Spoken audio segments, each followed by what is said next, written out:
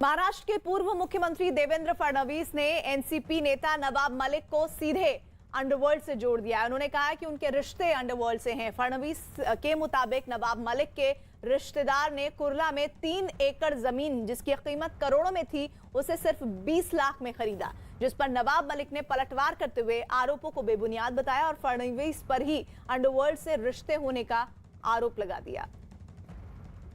2003 में इसी प्रॉपर्टी में वो टेनेंट भी बने, उन्होंने अपनी टेनेंसी ट्रांसफर भी की, वापस उन्होंने उसको खरीदा और इसलिए ये सीधा संबंध अंडरवर्ल्ड से दिखाई देता। पहली बार आपने इस तरह का आरोप लगाया, सरासर बेबुनियाद है। ना नवाब मलिक के किसी अंडरवर्ल्ड के लोगों से रिश्ते रहे, ना नवाब मलिक ने कभी बम ब्लास्ट के लोगों से कोई संपत्ति खरीदी। हाँ, वॉचमैन ने अपना नाम उस पर चढ़ा लिया था, उस वॉचमैन से नाम निकालने के लिए उन्हें पैसे देने के काम किया, ये सच्चाई है।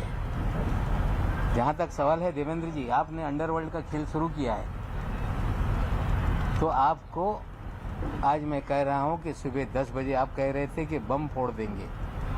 ये बम नहीं है, आपने आडंबर खड़ा किया। लेकिन नवाब मलिक कल सुबह अंडरवर्ल्ड का हाइड्रोजन बम मुंबई में गिराएगा। इस बीच नवाब मलिक के बेटे फराज मलिक ने न्यूज 18 से बातचीत में दावा किया कि जिस वक्त जमीन खरीदी गई थी उन्हें ये नहीं मालूम था कि वो अंडरवर्ल्ड से जुड़े लोगों से खरीदी गई है। नवाब मलिक पर कई गंभीर आरोप लगाए हैं। उस पर बात करने के लिए फराज मलिक जिनके नाम पर ये जमीन है, सर आपसे जानना चाहेंगे कि देवेंद्र फडणवीस जो आरोप लगाए हैं, जिस कंपाउंड में हम खड़े हैं उसी को लेकर आरोप लगाए हैं कि जिस तरह से आपने जमीन खरीदी, अंडरवर्ल्ड से जुड़े लोग थे, 92 ब्लास्ट में उनका हाथ था, आपने इनसे जमीन खरीदी। सब ये बेबुनियाद आरोप है। लेकिन आपसे सच्चाई जानना चाहेंगे, क्या कंपाउंड की सच्चाई है? सच्चाई ये है कि मैं ये कंपाउंड का टेनेंट था। ये लेफ्ट साइड में है मेरी प्रॉपर्टी, ये राइट साइड में भी सब टेनेंट्स है। इसके अंदर 2-4 बिल्डिंग्स भी है ऑलरेडी। ये प्रॉपर्टी के अंदर सब स्टेशन भी है। ये प्रॉपर्टी के अंदर अराउंड 300 टेनेंट्स है और ये प्रॉपर्टी हाइट रिस्ट्रिक्शन जोन में है, इसी के लिए इसका डेवलपमेंट और ये पूरा प्रॉपर्टी गार्डन जोन है, तो इसी की वजह से यहाँ पे डेवलपमेंट भी नहीं होता। इसी के लिए इसका रेट्स कम है। अगर देवेंद्र जी ये आरोप लगाते हैं तो देवेंद्र जी 5 साल चीफ मिनिस्टर थे, उनको तो सब पता ही रहना चाहिए। लेकिन सर, जो उन्होंने कहा कि आपने सलीम पटेल और साहब अली, जो जिसका नाम सरदार खान है, उस बताया रहे उन्होंने, आपने उनसे जमीन खरीदी, जबकि वो 92 ब्लास्ट में उनको सजा भी हुई है। उस समय जिस समय आपने खरीदी उसमें आरोपी थे वो। जिस समय मैंने सरदार जी से ये 200 फुट की जगह खरीदी है, वो टाइम पे वो पुलिस के मुख्य गवाह थे केस में और he was freely moving everywhere. तो जैसे उनको कन्विक्शन नहीं हुआ था, तो until and unless somebody is proved guilty, I don't consider him to be guilty। तो तभी हमने उनसे सौदा किया है। फडणवीस ने यह भी आरोप लगाया कि अंडरवर्ल्ड के जिन लोगों से ये जमीन खरीदी गई थी वो मुंबई बम धमाकों से जुड़े हुए थे।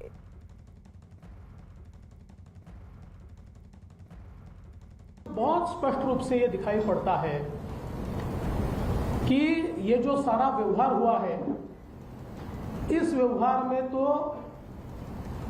इतनी उथल पुथल है कि आप लोग हैरान रह जाएंगे। मैं वापस कहता हूं कि आप लोगों को कंफ्यूज नहीं करना चाहता, क्योंकि 2003 में इसी प्रॉपर्टी में वो टेनेंट भी बने, उन्होंने अपनी टेनेंसी ट्रांसफर भी की, वापस उन्होंने उसको खरीदा और इसलिए ये सीधा संबंध अंडरवर्ल्ड से दिखाई देता। तो फडणवीस का ही गंभीर आरोप नवाब मलिक पर लगा रहे हैं और इस पर नवाब मलिक ने भी जवाब दिया है। फडणवीस के आरोपों पर नवाब मलिक ने पलटवार किया है और किसी भी जांच के लिए खुद को तैयार रहने की बात कही है। नवाब मलिक के फडणवीस के सभी आरोपों को उन्होंने कहा कि बुनियाद हैं और उन्होंने सीधे सीधे ये भी बात कही है कि कल वो हाइड्रोजन बम फोड़ेंगे ताकि फडणवीस एक बार फिर से बेनकाब हों। Salim Patel as a power of attorney जो गोवा वाले परिवार के थे, उन्होंने गोवा वाले परिवार के लोगों ने हमें उनके जरिए ही आप ये रजिस्ट्री करके लो, मालिकी हक किराएदार हम पहले से थे और मालकाना हक हमने लिया है। जो एक कहानी रचने की काम की जा रही है, हमें लगता है जांच कोई भी एजेंसी कर ले, हम किसी से डरने वाले नहीं। आज महाराष्ट्र के पूर्व मुख्यमंत्री और विपक्ष के नेता देवेंद्र फडणवीस जी ने घोषणा की थी कि दिवाली के बाद पटाखे फोड़ेंगे। हमें लगता है कि पटाखे भीग गए और आवाज नहीं कर पाए। तो फडणवीस ने एनसीपी नेता नवाब मलिक के रिश्ते अंडरवर्ल्ड से होने का आरोप लगा दिया, क्योंकि उससे पहले नवाब मलिक ने यह आरोप उन पर लगाया था और जमीन खरीद को लेकर गंभीर बात कही थी कि जो करोड़ों की जमीन थी वो लाखों में कैसे उन्हें मिल सकती है, और राष्ट्रीय सुरक्षा से जुड़ा हुआ इसे मुद्दा फडणवीस ने बता दिया। फडणवीस ने यह भी कहा है कि वो ये सारे सबूत जांच एजेंसियों और एनसीपी अध्यक्ष शरद पवार को देंगे। ये सारे मेरे पास जो सबूत है वो कॉम्पिटेंट अथॉरिटी को मैं दूंगा और कॉम्पिटेंट अथॉरिटी उसकी जांच करेगी। और जैसा मैंने घोषित किया था, ये सारे सबूत राष्ट्रवादी कांग्रेस पार्टी के प्रेसिडेंट श्री शरद पवार जी को भी मैं देने वाला हूं, ताकि उनको भी पता चले कि उनके मंत्रियों ने क्या गुल खिलाया है। और नवाब मलिक ने इन आरोपों पर कहा है कि वो अंडरवर्ल्ड से किस तरह से फडणवीस के रिश्ते हैं, इस बात का खुलासा करेंगे और कई तरह की और जानकारियां इस पूरे मामले पर देंगे। नवाब मलिक ने फडणवीस पर यह भी आरोप लगाया कि उनके दामाद पर ड्रग्स रखने के झूठे आरोप लगाए गए हैं, जिस पर कल उनकी बेटी फडणवीस को नोटिस देंगी। नवाब मलिक ने फडणवीस से उनके बयान पर माफी की मांग की है। देवेंद्र जी, कोई भी नेता आप सीधे बम ब्लास्ट, दाऊद, इस तरह से नाम जोड़ के आप मेरी प्रतिमा मलिन करने का काम कर रहे हैं। आपने कल भी पहले प्रेस कॉन्फ्रेंस में आपने कहा था कि नवाब मलिक के दामाद के घर से गांजा बरामद हुआ। मेरी बिटिया आपको कल नोटिस भेज रही है। आरोप लगा के आप माफ़ी नहीं मांगते। उम्मीद करते हैं इस लड़ाई में आप माफ़ी नहीं मांगेंगे, लड़ाई जारी रखेंगे। नवाब मलिक ये भी कह रहे हैं कि फडणवीस के जो आरोप हैं, उनके मुखबिर जिन्होंने ये जानकारी उन्हें दी है वो बड़े कच्चे हैं और ये सारी बेबुनियाद है और सिर्फ उनकी इमेज को खत्म करने की कवायद के तहत फडणवीस ये अनर्गल बयानबाजी कर रहे हैं। इधर नवाब मलिक ने ये भी साफ किया है कि वो हसीना पारकर को नहीं जानते और अंडरवर्ल्ड से उनके किसी भी तरह के रिश्ते नहीं है। मैं हसीना पारकर को जानता नहीं, ना मैं किसी गैंग वार वाले का किसका क्या रिश्ता है मैं नहीं जानता। Salim Patel as a power of attorney जो गोवा वाले परिवार के थे, उन्होंने गोवा वाले परिवार के लोगों ने हमें उनके जरिए ही आप ये रजिस्ट्री करके लो, मालिकी हक किराएदार हम पहले से थे और मालकाना हक हमने लिया है। जो एक कहानी रचने की काम की जा रही है, हमें लगता है जांच कोई भी एजेंसी कर ले, हम किसी से डरने वाले नहीं। लेकिन कल सुबह 10 बजे जो हम बताएंगे, शायद उसका इंतजार देवेंद्र जी को होना चाहिए। आपने इस तरह का आरोप लगाया, सरासर बेबुनियाद है। ना नवाब मलिक के किसी अंडरवर्ल्ड के लोगों से रिश्ते रहे, ना नवाब मलिक ने कभी बम ब्लास्ट के लोगों से कोई संपत्ति खरीदी। हाँ, वॉचमैन ने अपना नाम उस पर चढ़ा लिया था, उस वॉचमैन से नाम निकालने के लिए उन्हें पैसे देने के काम किया, ये सच्चाई है। जहाँ तक सवाल है देवेंद्र जी, आपने अंडरवर्ल्ड का खेल शुरू किया है, तो आपको आज मैं कह रहा हूँ कि सुबह 10 बजे आप कह रहे थे कि बम फोड़ देंगे। ये बम नहीं है, आपने आडंबर खड़ा किया। लेकिन नवाब मलिक कल सुबह अंडरवर्ल्ड का हाइड्रोजन बम मुंबई में गिराएगा।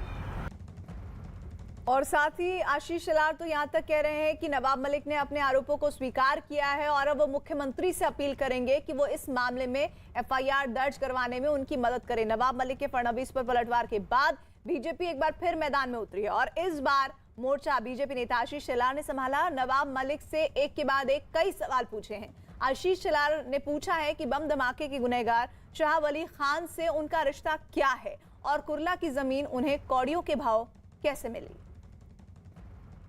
सुबह तो माननीय माजी मुख्यमंत्री देवेंद्र फडणवीस जी ने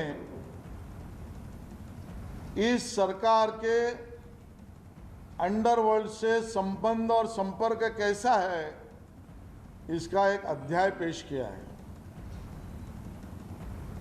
जिनको ये लगा कि बम बारिश में ही भीग गए, वो इस बम के धमाके के कारण उनके चेहरे ही पसीने से डरकर लथपथ हो गए। चेहरे का नूर बदल गया, रंग बदल गया, चेहरे का मेकअप भी बदल गया। पूरे देश दुनिया ने देख लिया। और बीजेपी तो लगातार हमलावर है ही, फडणवीस भी और आशीष शेलार भी। लेकिन बीजेपी नेता आशीष शेलार ने जो नवाब मलिक पर उन पर आरोप लगाया अंडरवर्ल्ड से रिश्ते पर, उस सवाल पर उन्होंने आगे भी कई सवाल कहे हैं। उन्होंने कहा कि हसीना पारकर के बहाने किस तरह से वो अपनी बात को साबित करें, और साथ ही नवाब मलिक ने इस पर क्या कहा है वो भी आपको सुनवाते हैं। आरोप जो था हसीना पारकर के फ्रंटमैन से आर्थिक व्यवहार किया, उसका जवाब माननीय नवाब मलिक जी ने दिया मौन कबूल। इसका मतलब स्पष्ट है, सभी आरोपों पर 3 बार उन्होंने कबूल कबूल कबूल ये नवाब मलिक जी ने किया है। उनका उत्तर यानी सिर्फ कबूलीनामा था, कबूलीनामा है, वो उससे भाग नहीं सकते। इसके समर्थन में उन्होंने क्या कहा, मेरी तो 4-5 दुकानें थी एक बिल्डिंग में, पीछे गोडाउन था। मुंबई की प्राइम लैंड पर 4-5 दुकानें और गोडाउन के मालिक को सिर्फ 30 लाख रुपए में मैंने ओनरशिप मालिकियत ले ली। और आइए एक बार फिर से बात करते हैं राफाल विमान की, क्योंकि एक बार फिर इस पर सियासत तेज हो गई है। इस सौदे पर एक बार फिर राजनीति बहुत आगे बढ़ती हुई निकल रही है। बीजेपी ने इस सौदे से जुड़ी कुछ जानकारियां सामने आने के बाद कांग्रेस पर हमले तेज किए हैं। और सबसे पहले बीजेपी नेता अमित मालवीय ने फ्रेंच मैगजीन की एक रिपोर्ट को आधार बनाते हुए ट्विटर पर लिखा है कि राफाल विमान बनाने वाली कंपनी ने एक बिचौलियों को 14.6 मिलियन यूरो यानी भारतीय रुपयों में करीब 64 करोड़ रुपए रिश्वत दी थी। उन्होंने ट्वीट में यह भी लिखा कि रिश्वत 2004 से 2013 के बीच दी गई, मतलब तब दी गई थी जब देश में कांग्रेस की अगुवाई वाली यूपीए की सरकार थी।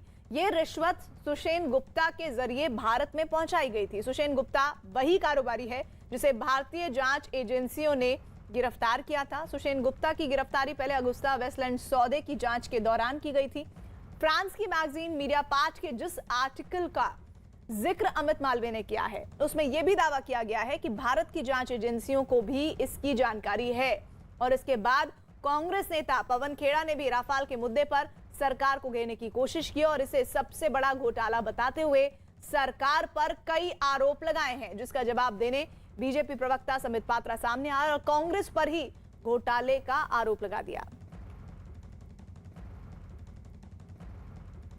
तो लगातार जो जानकारियां सामने आ रही है उसमें press conference versus press conference हो रहा है। राफाल डील पर कांग्रेस के आरोप क्या है, राफाल के भ्रष्टाचार को सबसे बड़ा घोटाला। उसने बताया सीबीआई दफ्तर में तख्ता पलट का राफाल से क्या लेना देना, जांच की बजाय सीबीआई दफ्तर में रेड क्यों की गई, राफाल घोटाला सबसे बड़ा घोटाला है, ये कांग्रेस के आरोप है। सरकार ने राफाल विमान किसी टेंडर के खरीदे हैं। 526 करोड़ का विमान 1670 करोड़ रुपए में खरीदा गया। राफाल डील पर ये कांग्रेस के आरोप हैं कि किस तरह से भ्रष्टाचार को दबाने की कोशिश। और बीजेपी का कांग्रेस पर हमला यह कि राफाल पर फ्रेंच मैगजीन ने खुलासा किया कि 2007 और 2012 के बीच ये डील हुई थी जिसमें कमीशन की बात की गई है। राफाल पर राहुल गांधी की झूठ का जिक्र किया। 2019 से पहले राहुल ने झूठ बोला था। घोटाला किसी सरकार में हुआ था, ये अब पता चल चुका है, क्योंकि अब जो डेट्स हैं ईयर वाइज वो सामने आ गए हैं कि पूरा जो मामला है वो 2013 से पहले से का है। 2007 और 2012 के बीच ये घोटाला हुआ है। राफाल पर राहुल ने झूठ फैलाया है। और इधर कांग्रेस नेता पवन खेड़ा ने सरकार पर सुषेन गुप्ता से बैठक के आरोप लगाए हैं, जबकि बीजेपी ने कांग्रेस पर कमीशन लेने के आरोप लगा दिए। क्या आपकी पॉलिटिकल हाई कमांड से किसी की बैठक सुषेन गुप्ता ने कराई? इशारे तो तमाम यही हैं कि बैठक हुई है तभी तो ये लीपापोती हो रही है, तभी तो सीबीआई डायरेक्टर को आधी रात को हटाया जाता है, तभी तो इतने कागज बरामद होने के बाद भी कोई कार्यवाही सुषेण गुप्ता पर नहीं होती इस प्रकरण में। आज ये अतिशयोक्ति नहीं होगी कि अगर आईएनसी इंडियन नेशनल कांग्रेस को रीनेम किया जाए और कहा जाए कि आईएनसी का अर्थ इंडियन नेशनल कांग्रेस नहीं है, आईएनसी का अर्थ है I need commission. I need commission, बिना कमीशन के ये कुछ नहीं करते हैं। I need commission, Sonia Gandhi कहती है I need commission, Rahul Gandhi कहते हैं I need commission, Priyanka Vadra I need commission, Robert Vadra I need commission. ये आईएनसी मतलब आई नीड कमीशन। और ये सिलसिला कोई आज का नहीं है, जब से कांग्रेस पार्टी है तब से आई नीड कमीशन है। और इसके बाद कांग्रेस नेता पवन खेड़ा ने इसे राष्ट्रीय सुरक्षा का मामला बताया और जांच नहीं होने पर सवाल खड़े किए, जिसके बाद जवाब में बीजेपी नेता समित पात्रा ने कांग्रेस पर ही कमीशन लेने का आरोप लगा दिया। यह राष्ट्रीय सुरक्षा को खतरे में डालना राष्ट्रद्रोह और आधिकारिक गोपनीयता के अधिनियम का घोर उल्लंघन है, उससे कम कुछ भी नहीं। ईडी ने घोटाले की जांच के लिए इन सबूतों को आगे क्यों नहीं बढ़ाया, हमारा यह सवाल है। आप सोच के देखिए, commission is payable at the rate of 40%। कोई 2%, कोई 4% का घोटाला नहीं। Rahul Gandhi, congratulation, you have broken records of commission. Sonia ji, congratulations, विश्व में कमीशन के रिकॉर्ड को आपने तोड़ा है। 40% के रेट से हम कमीशन लेंगे, यह कमीशन की एग्रीमेंट है। और आप झूठ बोल रहे थे इतने सालों तक। उल्टा चोर कोतवाल को डांट रहा था, उल्टा चोर चौकीदार पे बरसे। पवन खेड़ा ने इन दस्तावेजों को लीक होने पर सवाल उठाए और सरकार से इस पर की गई कार्रवाई पर सवाल पूछे, जिसके जवाब में समित पात्रा ने इसे कांग्रेस सरकार के वक्त हुआ घोटाला बताया और राहुल गांधी से जवाब देने की मांग की। सरकार ने दस्तावेजों को लीक करने वाले राजनीतिक कोई व्यक्ति हो, रक्षा मंत्रालय का कोई व्यक्ति हो, कोई तो होगा जिसने लीक किया होगा। मिनट्स ऑफ द मीटिंग है, नेगोशिएशन टीम की आंतरिक कागज हैं, जो पत्र यूरोफाइटर ने अरुण जेटली जी को लिखा था, अति गोपनीय पत्र है। वो तमाम चीजें एक दलाल के पास आपको मिलती हैं और आप कोई एफआईआर नहीं करते, कोई एक्शन नहीं लेते। आप हमें बताइए आपने क्या एक्शन लिया इन सब के खिलाफ। बहुत बड़ा घोटाला हुआ और कालखंड यूपीए की सरकार की रही है, कांग्रेस की सरकार की रही है। आज राहुल गांधी, आप लोग पत्रकार हैं, बहुत सम्मानित है, आप लोग मुझे मेरा ज्ञानवर्धन करेंगे। शायद वो हिंदुस्तान में नहीं है, मैंने अभी अखबारों में पढ़ा शायद वो इटली में है। इटली से राहुल गांधी जवाब दें। जो भ्रम फैलाने की कोशिश राहुल गांधी और उनकी पार्टी ने इतने वर्षों तक किया है, आज ये खुलासा हुआ है कि उन्हीं के सरकार के कालखंड 2007 और 2007 से 12 के बीच में ये कमीशन खोरी हुई है और मिडिल मैन का नाम भी सामने आया है। 10 वर्षों तक ये जो नेगोशिएशन हुआ है, ये एयरक्राफ्ट के लिए नेगोशिएशन नहीं हो रहा था, ये कमीशन के लिए नेगोशिएशन हो रहा था कि कितना कमीशन चाहिए। आज ये सामने आया है। और राफाल पर एक दूसरे के हमलों के बीच राहुल गांधी ने एक ट्वीट किया है। उन्होंने अपने ट्वीट में लिखा है, जब पग पग पर सत्य साथ है तो फिक्र की क्या बात है। मेरे कांग्रेस साथियों, भ्रष्ट केंद्र सरकार के खिलाफ ऐसे ही लड़ते रहो, रुको मत, थको मत, डरो मत। और इधर दिल्ली एनसीआर में प्रदूषण का कहर लगातार जारी है। आज भी ज्यादातर इलाकों में पहले की तरह धुंध का कब्जा है। बाहर निकलने वाले लोग आज भी आंखों में जलन और घुटन की शिकायत कर रहे हैं। वहीं अब यमुना नदी में भी प्रदूषण की वजह से मुश्किल बढ़ने लगी है। 2 तस्वीरें आपको दिखा रहे हैं। पहली तस्वीर गुरुग्राम की है, वहां धुंध की वजह से कुछ भी दिखना मुश्किल हो गया है और लोग परेशान हैं, जबकि यमुना में आज भी सफेद झाग से पानी दिखना मुश्किल हो गया है। प्रदूषण इतना बढ़ गया है कि जो पूरी नदी है वो झाग से भर गई है और ये समझ पाना मुश्किल है कि वही यमुना है जो कल-कल करके बहती है। इस तरह का झाग उसमें इस वक्त बहुत ही ज्यादा व्यापक तौर पर देखा जा रहा है। गुरुग्राम हरियाणा में भी अभी भी प्रदूषण का स्तर बरकरार है। दिल्ली एनसीआर में पोल्यूशन का खतरा अभी भी बरकरार है। आज अगर दिल्ली एनसीआर के सभी इलाकों की बात करें तो एक्यूआई लेवल अधिकतर इलाकों में 400 क्रॉस कर चुका है। अभी भी वही स्थिति बनी हुई है। आप देख सकते हैं हम इस वक्त कालिंदी कुंज के पास हैं और यहाँ पर जो धुआं है वो दिखाई दे रहा है, क्योंकि अब ये माना जा रहा है कि पंजाब में जो किसानों के द्वारा पराली जलाई जा रही है उसका धुआं अब यहाँ पर बढ़ने लगा है। धीरे धीरे ये जो फॉग है, ये जो पॉल्यूशन का खतरा है, ये धीरे धीरे और बढ़ेगा। आप दूर बिल्डिंगों को देख सकते हैं, जो बिल्डिंग है वो नहीं दिखाई दे रही है। धुंध इतनी तेज है, ये सब पॉल्यूशन है, क्योंकि ये चाहे पेड़ पौधों पर बैठे या फिर सड़क से उठता हुआ धूल धक्कड़। अभी हम आपको दिखाएंगे कि कितना खतरनाक यहाँ पर पॉल्यूशन है, क्योंकि जो धूल है सड़कों की वो किस तरह से उठ रही है। ये देखिए, ये इस पूरे पत्ते में ये देखिए कितनी धूल है, ये आप देख सकते हैं। तो इस तरह से ये डस्ट जो है पूरे शरीर में इंसान के अंदर घुस रही है। चाहे वो अगर मास्क नहीं पहनता तो उससे उसे नुकसान है, लेकिन जिस तरह के हालात बने हुए हैं, क्योंकि पराली अब जल रही है तो पराली का जो समय है वो आगे भी इसी तरह से जलता रहेगा। कई दिन तक पराली जलती है और उसको लेकर कई नियम बनाए गए, लेकिन वो नियम अभी भी यहाँ पर उन नियमों को ठेंगा दिखाया जा रहा है, क्योंकि ये जो पूरा धुआं आपको पोल्यूशन का दिखाई दे रहा है, जो आसमान में चादर सफ़ेद हो चुकी है, ये सब कुछ सिर्फ और सिर्फ उसी धुएं का कारण माना जा रहा है। और इधर दिल्ली में वायु प्रदूषण लगातार बढ़ रहा है। दिल्ली सरकार इसके पीछे की वजह पंजाब और हरियाणा में जलाई जा रही पराली को बता रहे हैं। पंजाब के अमृतसर समेत कई जिलों में पराली जलाए जाने की घटनाएं सामने आई हैं। दावा है कि पराली जलाने की वजह से ही दिल्ली एनसीआर में धुंध बढ़ गई है। दिल्ली में लोगों को सांस लेने में परेशानी हो रही है, आंखों में जलन भी हो रही है। किसानों का कहना है कि उसके आगे मजबूरी है, जिसकी वजह से वो पराली जला रहे हैं। पंजाब और हरियाणा के कई जिलों में पराली जलाने की ऐसी ही घटनाएं सामने आई हैं, लेकिन इस परेशानी के बाद भी सभी पार्टियां पराली जलाने पर किसानों पर सीधा हमला करने से बच रही हैं। तो पटाखे बदनाम हो रहे हैं, पॉलिटिक्स भी जबरदस्त हो रही है, लेकिन सच ये है कि पराली जलने से हालात इस कदर बिगड़ गए हैं कि सड़कों पर वाहन नहीं, सिर्फ धुंध ज्यादा नजर आ रही है। लोगों के लिए, विजिबिलिटी के लिए एक बड़ा संकट है, क्योंकि बहुत ज्यादा धुंध है और ये धुंध सिर्फ दिखने भर की नहीं है, इसके अपने कई नुकसान है। सांस लेने में दिक्कत हो रही है, आंखों में जलन हो रही है, घुटन सी महसूस हो रही है। पराली जलाने से ये हवा बिगड़ी है और हरियाणा में भी पराली जलाने के कई मामले सामने आए हैं। रोक के बावजूद ये पराली जलाई जा रही है। एक तरफ दिल्ली एनसीआर प्रदूषण की मार से परेशान है, तो वहीं हरियाणा के फतेहाबाद में खेतों में पराली जलाई गई है। किसान मजबूरी में पराली जला रहे हैं। खेतों में पराली जलने के बाद की तस्वीरें आपके टीवी स्क्रीन पर हम दिखाते हैं।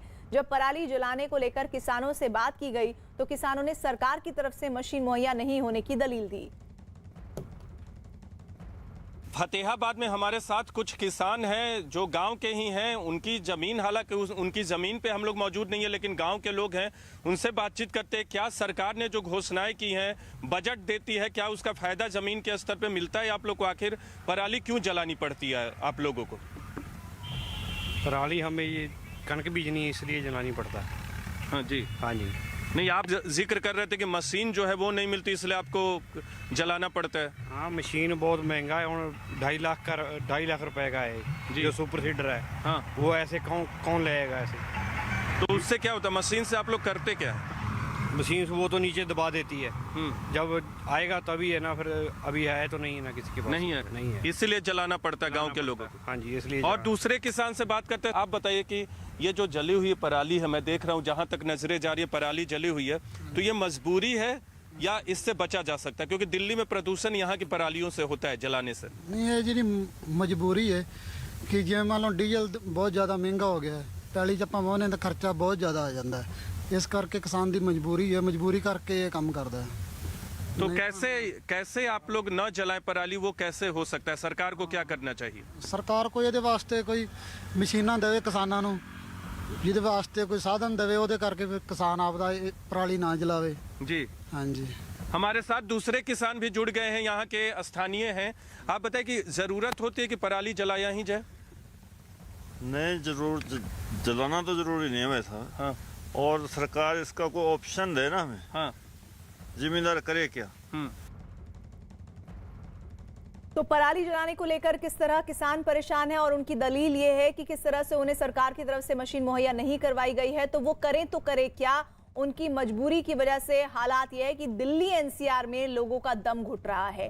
प्रदूषण का स्तर इस कदर है हावी कि लोगों को सांस लेने में कठिनाई हो रही है। दो तस्वीर आपको हम दिखा रहे हैं, पराली जला रहे किसानों की ये तस्वीर और साथ ही मानसा पंजाब की तस्वीर, जहां पर धू-धू कर ये खेत में पराली जलाई जा रही है और इस पराली का जो सीधा असर है जलने से वो आ रहा है दिल्ली एनसीआर के हिस्सों में। लेकिन पॉलिटिक्स भी इसमें जबरदस्त तरीके से साइलेंट होकर की जा रही है। कोई भी इस मुद्दे पर कुछ नहीं बोल रहा है, खास तौर पर पराली जलाए जाने को लेकर, क्योंकि पंजाब में चुनाव है और सीधा जो किसान वोटर है वो उनके स्टेटमेंट से प्रभावित हो सकता है। पंजाब के मानसा जिले में है और पराली जलाने को लेकर सियासत खूब की जा रही है कि दिल्ली में प्रदूषण का कारण पंजाब और हरियाणा में जलाई जा रही पराली है। मानसा जिले के एक इलाके में है और आप देख सकते हैं एक बड़े खेत में किस तरह से दिन में पराली जलाई जा रही है। आपको आग की लपटें दिख सकती है हर तरफ। जब आप हरियाणा और पंजाब के बॉर्डर पे जाएंगे तो आपको हर जगह देखने को मिलेगा। पंजाब में विधानसभा चुनाव होने हैं और इसलिए ये भी कहा जा रहा है कि कोई भी राजनीतिक दल किसानों को लेकर नहीं बोल रहा है, लेकिन किसानों का कहना है कि पराली जलाना उनकी मजबूरी है, क्योंकि अगर खेत में पराली रह गई तो दूसरा जो फसल है, आने वाला जो फसल होता है, उसकी बुआई में दिक्कत होती है। इसलिए पराली जलाना उनकी मजबूरी है और सरकार की तरफ से जो मशीनें होती हैं वो मुहैया नहीं कराई जाती, इसलिए वो खेतों में ही पराली जला देते हैं। तो हमारे सहयोगी लगातार बता रहे हैं कि किस तरह से पराली जलाए जाने को लेकर किसान मजबूर हैं, लेकिन इस मजबूरी की वजह जो खमियाजा है वो पूरी तरह से दिल्ली एनसीआर में रह रहे लोगों को चुकाना पड़ रहा है। फेफड़ों और सांस से जुड़ी हुई दिक्कतें बढ़ रही हैं, खांसी जुकाम और सीने में दर्द की शिकायतें आ रही हैं। मानसा पंजाब की तस्वीरें नीरज दिखा रहे थे, पराली जल रही है, जहरीली हो रही है, इससे दिल्ली की हवा और जहरीली हवा के बीच लोगों का दम घुट रहा है।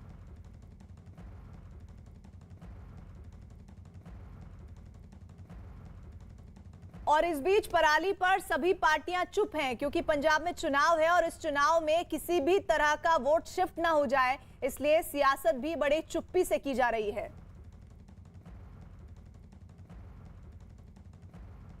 हालांकि पंजाब के कृषि मंत्री ने दावा किया कि पंजाब में पराली जलाने के मामले लगातार कम हुए हैं और उम्मीद जताई है कि जल्द ही पराली जलाने के मामलों में और कमी आएगी। पिछले साल से 51% कम स्टबल बर्निंग हुई है। एक दिन में स्टबल बर्निंग मुकम्मल नहीं यह प्रोसेस किया जा सकता, लेकिन धीरे धीरे ये समय लगता है, धीरे धीरे हट जाएगी। अगर पिछले साल से 51% कम है, इसका मतलब अगले साल और भी कम हो जाएगी। तो धीरे धीरे स्टबल बर्निंग पंजाब में कम हो रही है। इस बीच पंजाब और हरियाणा में पराली जलाने की घटनाओं पर दिल्ली सरकार ने एक दिन पहले ही केंद्र सरकार को चिट्ठी लिखी और इस चिट्ठी में उन राज्यों के साथ बैठक करवाने की मांग की है जिन राज्यों में पराली जलाने की घटनाएं सामने आ रही हैं। दिल्ली सरकार में मंत्री गोपाल राय ने दावा किया है कि पंजाब, हरियाणा और यूपी में पराली जलाई जा रही है, जिसकी वजह से दिल्ली में प्रदूषण बढ़ रहा है और ऐसे में इन सरकारों को पराली जलाने पर रोक लगानी चाहिए और इसका समाधान निकालना चाहिए। दिल्ली के अंदर जो प्रदूषण का स्तर है वो बढ़ा हुआ है और उसका मुख्य जो अभी तक साइंटिस्ट का कहना है कि जो मुख्य वजह है कि पराली जलने की घटनाएं लगातार जो हैं वो बढ़ रही हैं, अभी उसमें कोई कमी नहीं आ रही है। इसीलिए हमने कल केंद्रीय पर्यावरण मंत्री जी से निवेदन किया है कि इसको लेकर के एक इमरजेंसी मीटिंग बुलाई जाए, जिससे कि पंजाब, हरियाणा, उत्तर प्रदेश की सरकारें इमरजेंसी मेजर लेकर के और पराली जलने की जो घटनाएं हैं उनको कम किया जा सके। दूसरा, जो दिल्ली के अंदर सरकार के स्तर पे, युद्ध स्तर पे पानी के छिड़काव का काम पूरे दिल्ली के अंदर चल रहा है। इस बीच केंद्रीय प्रदूषण नियंत्रण बोर्ड ने दिल्ली एनसीआर में प्रदूषण पर नियंत्रण के लिए कई जरूरी कदम उठाने के निर्देश दिए। केंद्रीय प्रदूषण नियंत्रण बोर्ड ने सभी हॉट मिक्स प्लांट और स्टोन क्रशर बंद करने का आदेश दिया है। साथ ही दिल्ली एनसीआर के सभी एजेंसियों को पब्लिक ट्रांसपोर्ट को बढ़ावा देने के लिए कम कीमतें तय करने को कहा है, ताकि लोग पब्लिक ट्रांसपोर्ट का ज्यादा इस्तेमाल कर सकें। साथ ही कोयला आधारित संयंत्रों की जगह गैस आधारित संयंत्रों से बिजली उत्पादन को बढ़ाने पर जोर देने की बात कही गई है। इसके अलावा निगम कर्मचारियों को पानी के छिड़काव का काम तेज करने को कहा गया है। और इधर पंजाब के मोगा, पटियाला समेत कई जिलों में पराली जलाई जा रही है, जिसकी वजह से प्रदूषण खतरनाक स्तर पर पहुंच गया है। दावा है कि पराली को खेतों में खत्म करने के लिए पंजाब सरकार ने न सिर्फ मशीनों का इंतजाम किया है, बल्कि लगातार जो सस्ता विकल्प है वो भी दिया गया है। लेकिन आरोप है कि किसान पराली को धड़ल्ले से जला रहे हैं। पंजाब सरकार का दावा है कि पंजाब में पराली जलाने के 8000 से ज्यादा केस दर्ज किए गए हैं और इसके बावजूद पराली जलाने की घटनाएं नहीं रुक रही। पंजाब में पराली जलाने की घटनाएं बढ़ी हैं, लेकिन इस मुद्दे पर सभी सियासी दल चुप हैं और इस मुद्दे पर कोई भी सवाल उठाने को तैयार नहीं है। दिल्ली सरकार पंजाब में पराली जलाने की घटनाओं का आरोप लगा रही है। दिल्ली में दिवाली के बाद से प्रदूषण का स्तर खतरनाक स्तर पर पहुंच गया है। दिल्ली सरकार भी मानती है कि पटाखों का धुआं तो हट जाएगा, लेकिन पंजाब में जो पराली की घटनाएं हो रही हैं उसकी वजह से दिल्ली में प्रदूषण बढ़ रहा है। और उधर यमुना में बढ़े प्रदूषण से छठ पूजा करने वालों की मुश्किलें बढ़ गई हैं। यमुना में सफेद झाग ने कब्जा कर लिया और छठ पूजा करने वाले लोग इसी बात को लेकर सबसे ज्यादा परेशान हैं और इस झाग से भरे पानी के बीच ही पूजा करने को मजबूर है। यमुना नदी की दो तस्वीर आपको दिखा रहे हैं, कल की तस्वीर है और आज की तस्वीर है। देखिए, कल भी झाग थी यमुना और आज भी आलम वही है। और छठ का पर्व मनाने वाले जो आस्था से लबरेज लोग हैं वो अभी भी यहाँ पर इस तरह से डुबकी लगाने को मजबूर हैं, क्योंकि एक जो परंपरा है उसका तो निर्वहन करना है, उसको तो अपनाना ही है। लेकिन इस बीच ये झाग की तस्वीरों में अगर समय रहते कुछ किया जाता तो कुछ सुधार जरूर हो सकता था, लेकिन कल और आज की तस्वीर में ज्यादा फर्क नजर नहीं आता। छठ पूजा को लेकर दिल्ली सरकार ने 800 घाट बनाने का दावा किया है, जहां पर लोगों को पूजा करने में आसानी होगी।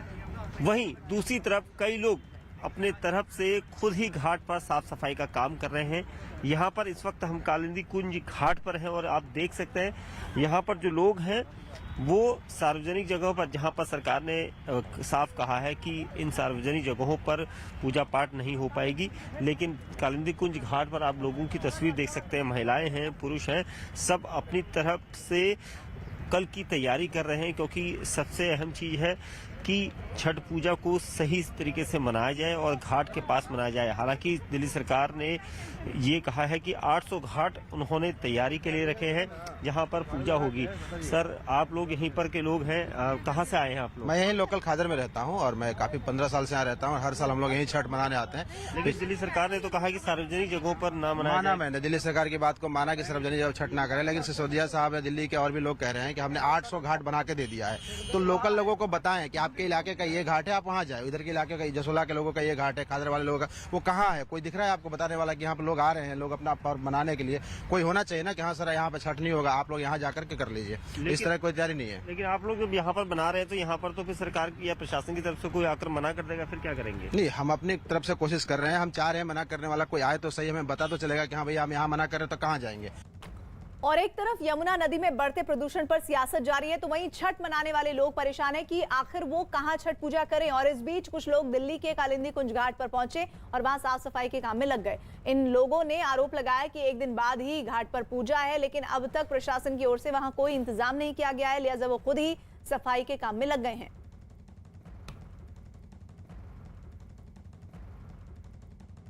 छठ पूजा को लेकर दिल्ली सरकार ने 800 घाट बनाने का दावा किया है, जहां पर लोगों को पूजा करने में आसानी होगी।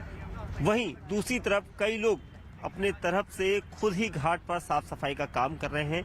यहाँ पर इस वक्त हम कालिंदी कुंज घाट पर हैं और आप देख सकते हैं यहाँ पर जो लोग हैं वो सार्वजनिक जगहों पर, जहां पर सरकार ने साफ कहा है कि इन सार्वजनिक जगहों पर पूजा पाठ नहीं हो पाएगी, लेकिन कालिंदी कुंज घाट पर आप लोगों की तस्वीर देख सकते हैं। महिलाएं हैं, पुरुष हैं, सब अपनी तरफ से कल की तैयारी कर रहे हैं, क्योंकि सबसे अहम चीज है कि छठ पूजा को सही तरीके से मनाया जाए और घाट के पास मनाया जाए। हालांकि दिल्ली सरकार ने ये कहा है कि 800 घाट उन्होंने तैयारी के लिए रखे हैं जहां पर पूजा होगी। सर, आप लोग यहीं पर के तो तस्वीरें आपको हम दिखा रहे हैं छठ का पर्व और उससे पहले किस तरह से वहां मौजूद लोगों को जब प्रशासन की तरफ से कुछ होता हुआ नजर नहीं आया तो लोग ही लग गए वहां साफ सफाई घाट पे करने के लिए। कालिंदी कुंज इलाके की तस्वीरें हैं जहां पर लोग अब खुद उन्होंने हाथों में झाड़ू थाम ली है और सफाई करने में लग गए हैं, क्योंकि कालिंदी कुंज घाट पर पहुंचे लोग कह रहे हैं कि हमें खुद इसलिए सफाई करनी पड़ रही है क्योंकि एक दिन बाद ही घाट पर पूजा है, लेकिन अब तक प्रशासन की तरफ से कोई इंतजाम नहीं किया गया है। ऐसे में उन्हें खुद ही ये सफाई करवानी पड़ रही है। और इधर दिल्ली के पर्यावरण मंत्री गोपाल राय ने दिल्ली में बढ़ रहे प्रदूषण के लिए पड़ोसी राज्यों को जिम्मेदार ठहराया है। नॉर्थ, साउथ, ईस्ट एमसीडी के सभी विभागों के अधिकारीगण, डीडीए के अलग अलग विभागों के प्रतिनिधियों के अधिकारियों के साथ आज हमने बैठक की, जिसमें मुख्य तौर पर हमने 5 निर्णय लिए, जिससे कि हम दिल्ली के अंदर जो पोल्यूशन को कम करने की जो लड़ाई है उसे और गहरा कर सकें और उसे तेज कर सकें। मुख्य तौर पर ये 4 सोर्स हैं जो दिल्ली के अंदर के पोल्यूशन को बढ़ाते हैं। आज हमने जो निर्णय लिया है कि बाहर से जो पराली जल रही है उसे तो हम अभी नहीं रोक पा रहे हैं, लेकिन दिल्ली के अंदर जो जगह जगह ओपन बर्निंग है उसको रोकने के लिए पूरे दिल्ली के अंदर 11 नवंबर से 11 दिसंबर तक 1 महीने का ये सघन एंटी ओपन बर्निंग कैंपेन हम लॉन्च कर रहे हैं।